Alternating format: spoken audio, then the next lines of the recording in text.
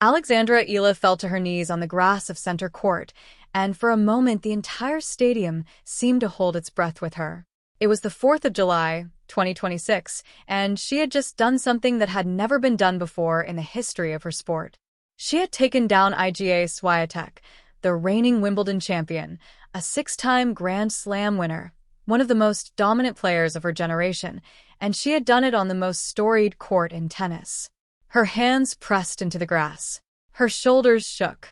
Tears streamed down her face, and for those few seconds she looked like she had left her own body, transported somewhere far away from the roaring crowd around her. Because this one was never just about a scoreline.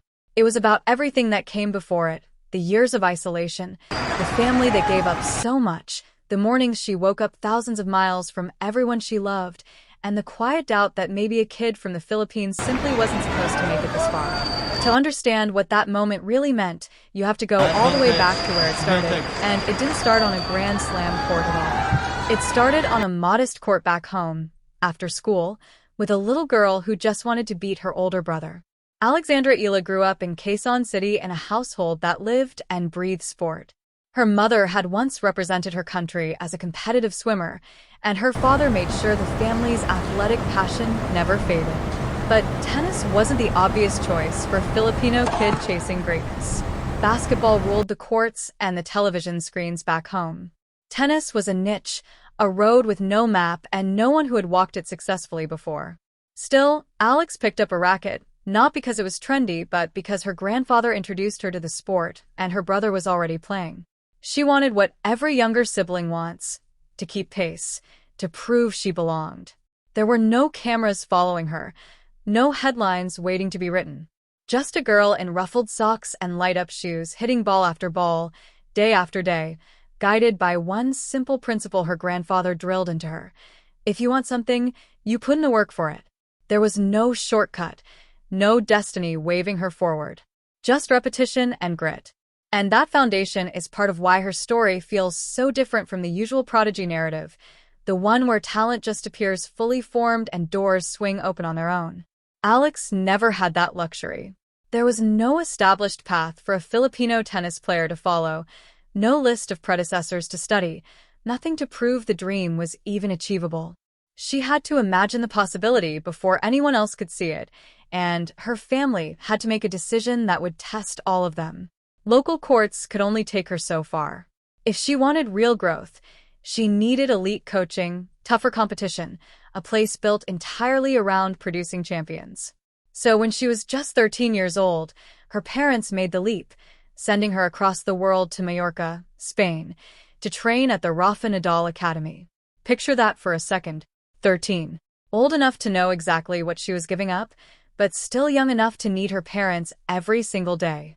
She left her home, her family, the comfort of everything familiar, and stepped into an environment engineered around pressure and world-class expectation. On paper, it looked like the perfect setup: incredible courts, incredible coaches, a training philosophy shaped by one of the fiercest competitors the sport has ever produced. But no academy, no matter how prestigious, can cure homesickness. No facility can replace a family. And no famous name attached to a training center can guarantee that a young girl from halfway across the globe will make it through the grind. The early days were brutal. Then the early years were brutal. She kept showing up anyway, kept grinding, kept following the lesson her grandfather had given her long before any of this began. But tennis doesn't reward effort on a timeline. You can pour years of your life into it and still be invisible to the wider world. You can do everything right and still sit outside the top 100 in the rankings, still be unsure if the breakthrough is ever coming. That was Alex's reality, for a long stretch. She wasn't the household name casual fans recognize today. She was grinding through the lower tiers, fighting for ranking points, trying to convert raw promise into something tangible. There were bright spots, certainly. She captured the Junior U.S. Open title in 2022 and became one of the most talked about prospects in junior tennis. But junior success doesn't transfer automatically to the professional tour. Out there, potential means nothing. Either you win matches or you go home. By 2024, she was still searching for that decisive turn, hovering around 147 in the world rankings, a number that tells its own story. It's not a ranking that suggests you're on the edge of stardom. It's a ranking that says you're good enough to know the dream is real, but nowhere near secure enough to relax. Every draw carries weight.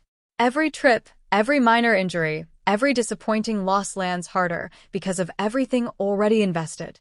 For Alex and her family, that number represented more than a spot on a list.